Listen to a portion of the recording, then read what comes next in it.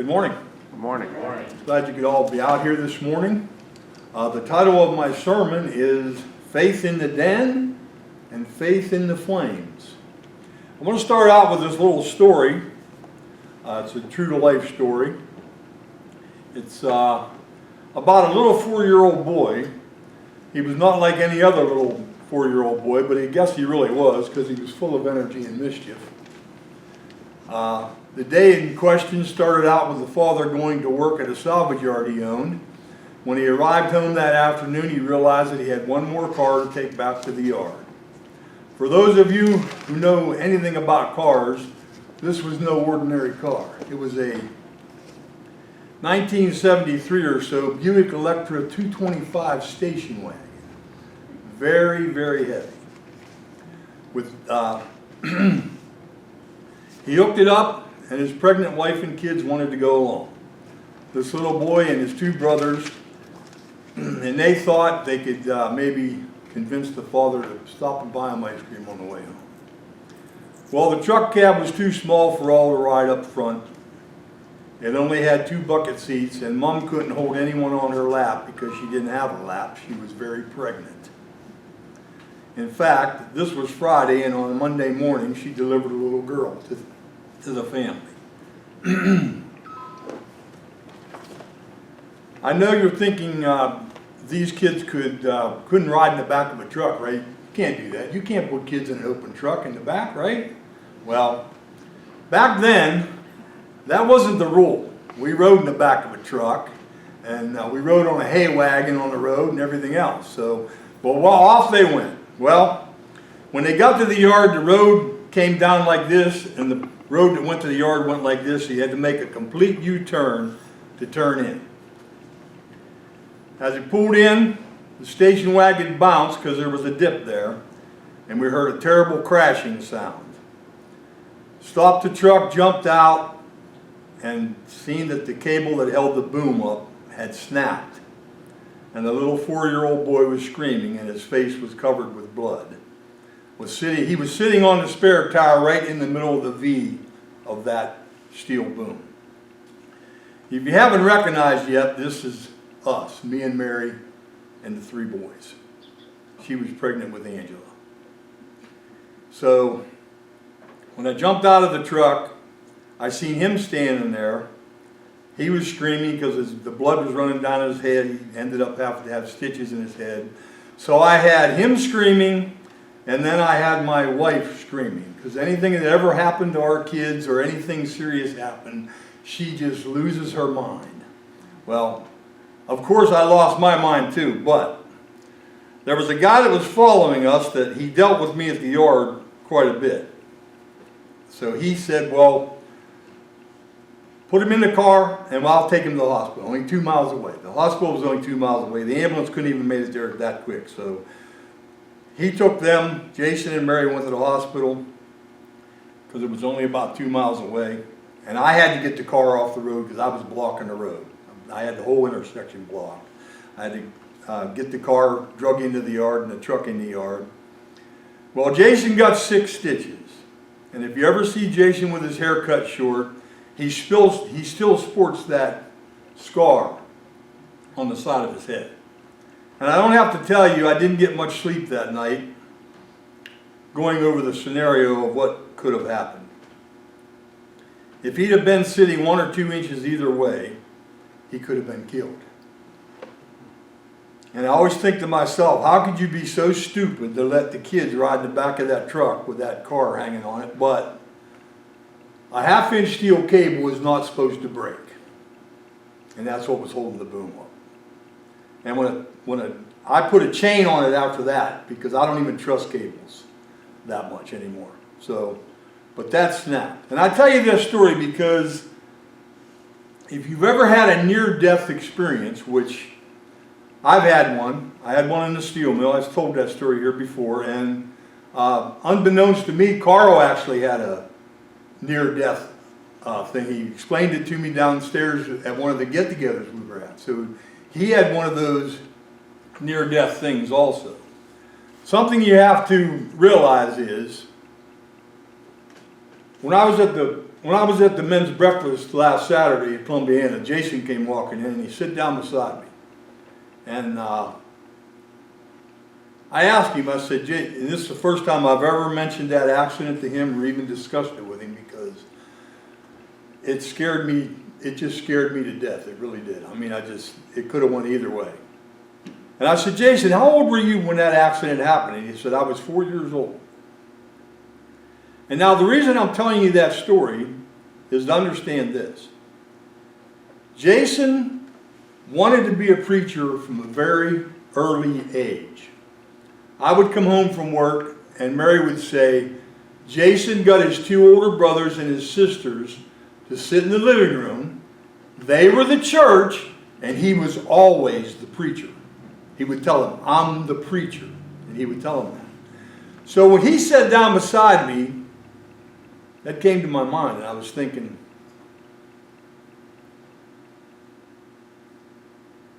this little boy, if his life would have ended then, what would have happened to all the people that he influenced in his life so far?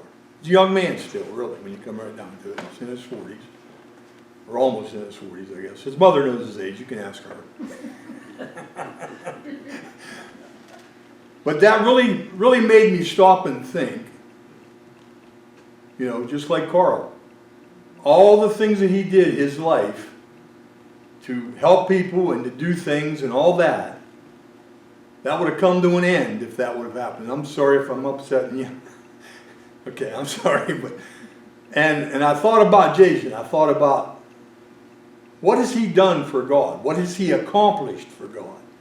And the reason I say that is because I want us to think this morning about what your life has accomplished for God. What have you done for God? What have you done, and how many people have you, and believe me, I know that we influence for good and we influence for bad. So I want you to think about both of those. How many have you done that to also? You know, think about that for a moment. What have we accomplished in our lives to bring more people to God? And all these people that you influenced through your life, what would have happened if you were not here? What would have happened in 1990 if I'd have got killed in that industrial accident? I wouldn't be before you here today preaching. I wouldn't have preached at Struthers. I wouldn't have preached at Lake Milton. And I'm not blowing my own horn. I'm just saying that those things, you know, come to mind when you think about that. And then when we go into this scriptures this morning with Daniel and Shadrach, Meshach, and Abednego, what would have happened if the Lord wouldn't have decided to do what he did? This narrative not only highlights 2 stories in the book of Daniel about unwavering faith, but also invites us to reflect on how our encounters with fear, danger, and the presence of God in our own lives. As we outline these stories, I want you to think about that. Let's first look at the context of Daniel's faith. Daniel, a young man taken captive in Babylon, faced incredible challenges. Despite being in a foreign land, he remained steadfast in his faith, choosing obedience to God over whims of earthly rulers. When King Denarius had issued a decree that prohibited prayer you couldn't pray to anybody else but him. You had to pray to him. Daniel continued to pray, demonstrating his unshakable commitment to God. Our text this morning tells exactly what he did when he found out the decree was written. He went home, and what did he do? He did exactly what he did 3 times a day, every day. He knelt and prayed towards Jerusalem. Daniel chose to pray even when it could cost him his life. And what that reflects is it reflects the deep trust in God that he had. In our lives, we may not face literal lions, but we encounter metaphoric lions. Fear, doubt, and the presence of in the pressures of society itself. How often do we choose faith over fear when we feel threatened. Let's look at Daniel's near-death experience. When Daniel was thrown into that lion's den, he faced what seemed like certain death. The king thought that he was going to be dead. And he felt very horrible about it, but he had to go through with it. In that moment of despair, Daniel's faith shone brightly. He trusted that God would deliver him regardless of the outcome. Daniel 6:16 reads, "So the king gave the command, and they brought David and cast him into the den of lions. But the king spoke, saying to Daniel, 'Your God, whom you serve continually, he will deliver you.'" Now, that statement that was just made right there would be something I would have someone say, I would love to have someone say about me. Your God, whom you serve continually, he will deliver you. This moment invites us to consider our own near-death experiences, if you've had one. Those times when we felt overwhelmed by circumstances beyond our control. In these moments, do we recognize God's presence? Do we really see it? Daniel did not despair. He embraced his faith, knowing that God was with him. Then let's look at the divine intervention. God did not abandon Daniel in the den. Instead, he sent his angels to shut the mouths of the lions. This miraculous intervention served as a powerful reminder to the king and everybody around him. We have to think of when we're in the darkness hours of our life, God is with us, ready to rescue us in the ways we cannot even imagine. Daniel 6:22, "My God sent his angels and shut the lions' mouths, so they have not hurt me, because I was found innocent before him. And also, O king, I have done no wrong before you." Just as Daniel emerged unharmed, we too can emerge from our trials, and we always need to renew our faith. Near-death experiences, whether physical, emotional, or spiritual, can serve as a catalyst for deeper encounters with God. They can lead us to more profound understanding of his power and his presence, but we have to have his power and his presence in our lives. Then, very importantly, let's look at the response of others.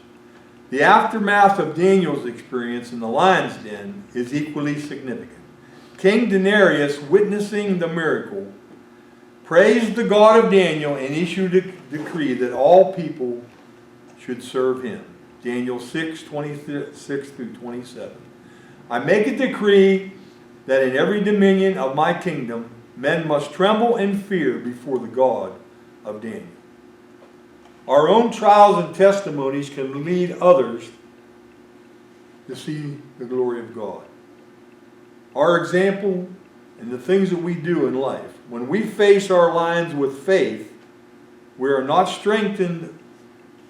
not only strengthen our relationship with God, but also serve as a witness to others, showing them the hope that exists in our faith in God.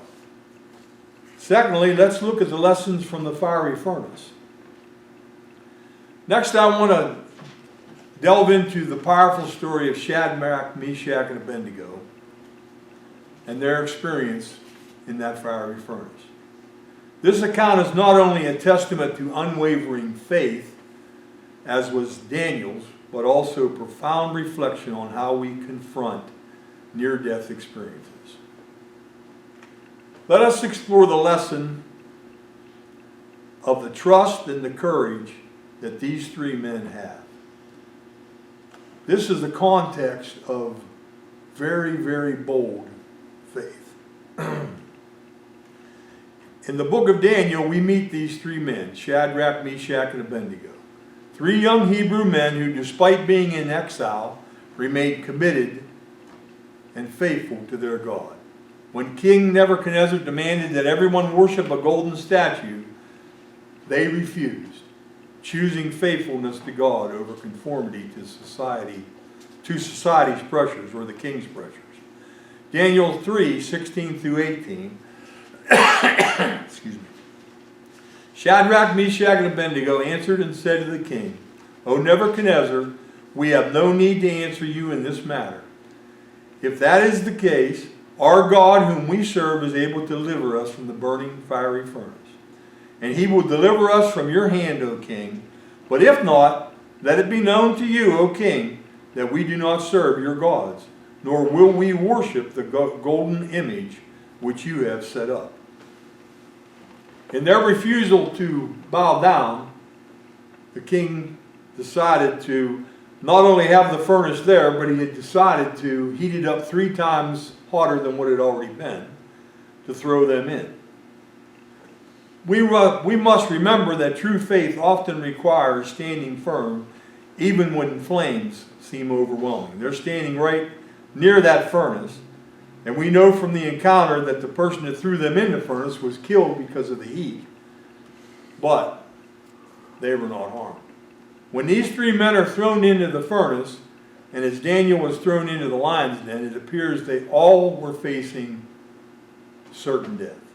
The flames symbolize, as did the lions, represent the trials and the tribulations that threaten our faith and our well-being as we walk our everyday life.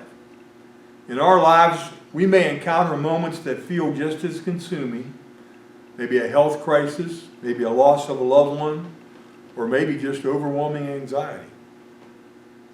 Daniel 3:23-25 reads, And these 3 men, Shadrach, Meshach, and Abednego, fell down, bound into the midst of the burning fiery furnace. Then King Nebuchadnezzar was astonished, and he rose in haste and spoke, saying to his counselor, Did we not cast 3 men bound into the midst of the fire? They answered and said, King, true, O king. Look, he answered, I see 4 men loose, walking in the midst of the fire, and they are not hurt. And the form of the 4th is like the Son of God. Remember, what we always need to remember is in our darkest moment, when we feel trapped or we face those lions of life, we must remember that we're not alone. God's with us. He's always with us every step of the way. Just as the 4th figure in the furnace, often interpreted as a divine presence, stood with them, God is with us in our trials. He walks right alongside us, providing comfort and strength. The miracle of deliverance. When Shadrach, Meshach, and Abednego emerged from that furnace unharmed, we witnessed a powerful statement from God that says He protected and deliberated for them. Their experience illustrates that faith does not always prevent us from going through the fire, but it does ensure we're not consumed by it. Daniel 3:27 reads, And the satraps, administrators, governors, and the king's counselors gathered together, and they saw these men on whose bodies the fire had not power. The hair of their head was not even singed, nor were their garments affected, and the smell of fire was not even on their clothes. This miraculous outcome invites us to examine our faith that we have in our life and make sure that we have the faith that they had. And the impact of their faith didn't just impact them, but it also impacted King Nebuchadnezzar. Because Daniel 3:28-29 explains, Nebuchadnezzar spoke, saying, Blessed be the God of Shadrach, Meshach, and Abednego, who sent his angel and delivered his servants, who trusted in him. They have frustrated the king's words and yielded their bodies, that they should not serve nor worship any god except their own God. Therefore I make a decree that any people, nation, or language which speaks anything amiss against the God of Shadrach, Meshach, and Abednego shall be cut in pieces, and their houses shall be made an ash heap, because there is no other God who can deliver like this. We don't know what our life, what it does, and how it affects other people around us. It's like we were discussing in class this morning. You know, Greg said he gave a woman some Bible verses to read and she never got back to him on it. Well, you don't know whether that will affect that woman or not. We don't know. That's why we have to be on guard and make sure that we're acting and living like Christians in our life. As we looked at these two stories, Daniel in the lion's den and Shadrach, Meshach, and Abednego, let us remember and think about our faith, and not simply about avoiding trials, but about trusting God through the trials, because we know they're going to come. In the face of the lions or the flames, a lot of things are going to happen to us in our lives. Maybe not something this drastic, but we could have, as I mentioned before, health challenges. We could lose someone personally. Or society just pressures and pressures and pressures us to give up the faith every turn we make. We need to approach our death or our leaving this world or Jesus coming. We need to approach that in a way that makes other people want to have what we have. Sometimes we don't put enough emphasis on what we do have as Christians. We have that opportunity to go to heaven with God someday. And I want you to just think about this thought. Nothing wrong in heaven. Nothing wrong in heaven. I'm not sure if we can humanly even imagine that, to be honest with you. Nobody trying to get ahead of you. Nobody trying to stop you from being religious or trying to talk you out of being religious. None of that will be there. None of it. Nothing wrong in heaven. As we leave today, I want us to carry on the spirit of these men, these four men. Their faithfulness, their courageousness, and their unyielding in their faith. When they were confronted, they just said, well, if death is going to come, it's going to come. But I'm not going to give up God. If you have a need this morning, if this lesson has touched you and you have a need to be baptized, we can do that for you. Or if you have a need to come back to God, and that's very, very important that you do that also, we can pray with you. Please come as we stand and sing.